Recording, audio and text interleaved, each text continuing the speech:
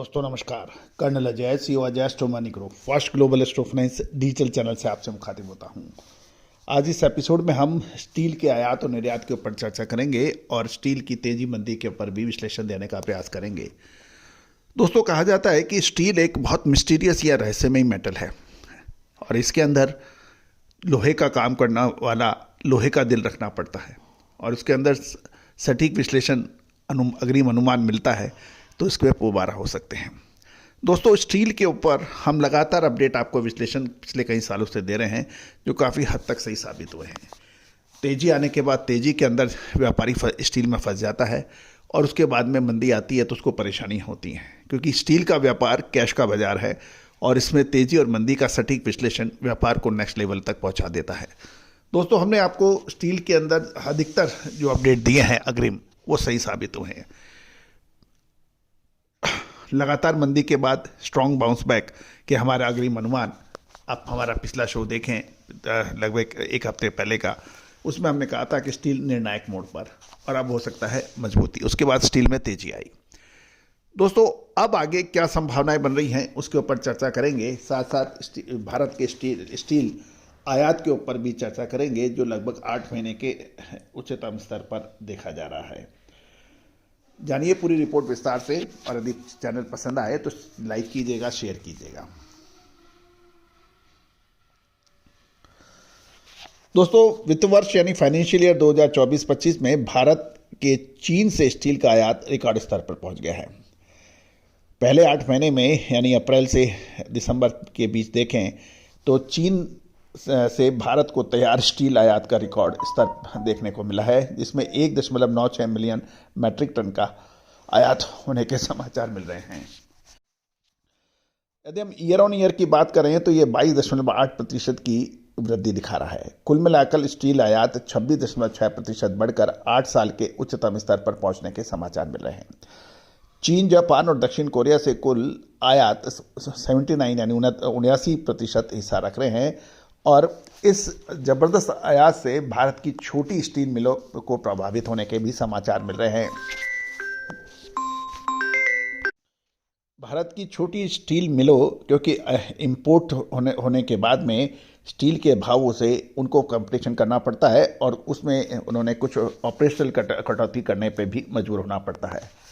अब संभावना ये नज़र आ रही है कि भारत में स्टील की मांग मजबूत है, जो कि इंफ्रास्ट्रक्चर डेवलपमेंट के लिए इसकी ज़रूरत भी है।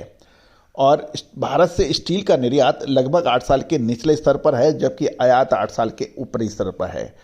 और ये भी ध्यान देने वाली बात है कि यदि भारत में स्टील इंडस्ट्री को बढ़ावा देना है तो इंपोर्ट के ऊपर कोई विशेष ड्यूटियाँ लगानी आवश्यक होगी। भारत से यह जो आयात है वो जापान, चीन और दक्षिण और कोरिया से है, जबकि भारत से निर्यात इटली सबसे अधिक उच्चतम स्तर पर माना जाता है। कुछ विशेष यदि हम देखें कि वित्त वर्ष 2025 में भारत का स्टील आयात 8 साल के उच्चतम स्तर पर देखा गया है। चीन से आयात 22.8% बढ़कर 1.96 मिलियन मैट्रिक टन हो गया है। चीन, जापान और दक्षिण कोरिया से आयात का जो शेयर है वो 79% है। सस्ते आयात के कारण छोटी भारतीय मिलों को ऑपरेशन का यानी मैन्युफैक्चरिंग में परेशानियां देखनी पड़ रही है और अपना प्रोडक्शन घटाना पड़ रहा है। गौरतलब है कि आयात 8 साल के उच्चतम स्तर पर है, जबकि निर्यात 8 साल के निचले स्तर पर है। 2025 भारत के लिए तैयार स्टील का आयात एक महत्वपूर्ण माइलस्टोन पर पहुंच गया है, जो पहले 8 महीनों के दौरान 8 साल के उच्चतम स्तर पर है। आयात साल दर साल 26.6% बढ़कर 6.5 मिलियन मैट्रिक टन हो गया है। गौरतलब है कि अकेले चीन से रेडी स्टील का आयात 1.96 मिलियन मैट्रिक टन हुआ है, जो पिछले साल की तुलना में 22.8% की वृद्धि दिखा रहा है। गौरतलब है कि जापान और दक्षिण कोरिया ने भी भारत में स्टील निर्यात में महत्वपूर्ण रोल अदा कर रहा है। जापान का भारत को निर्यात दोगुने से अधिक होकर 1.4 मिलियन मैट्रिक टन हो गया है और कुल मिलाकर चीन, जापान और कोरिया, इन 3 देशों से भारत के कुल स्टील का आयात देखा जाए तो ये 79% हो गया है। भारत जो इंपोर्ट किया है उसमें हॉट रोल्ड कॉयल, जिसे HRC कहते हैं, बार और रॉड शामिल है। हॉट रोल्ड कॉयल का फ्लैट का उत्पादन आयात पर सबसे अधिक माना गया है।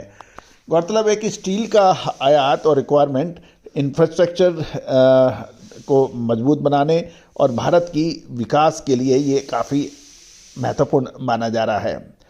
गौरतलब है कि लेकिन भारतीय स्टील मिलों के लिए ये एक परेशानी का सबब है, क्योंकि उन्हें अपना परिचालन या मैन्युफैक्चरिंग कम करने पे मजबूर होना पड़ रहा है और अब भारतीय स्टील इंडस्ट्री को बचाने के लिए लगभग 25% सुरक्षा शुल्क लगने की संभावना बन रही है।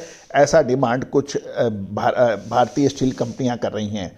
निर्यात के मोर्चे की बात करें तो भारत में 8 साल के निचले स्तर का पे पहुंच गया है।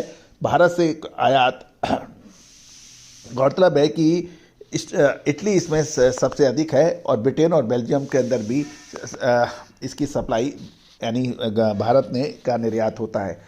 अब महत्वपूर्ण ये है कि आगे क्या संभावना है।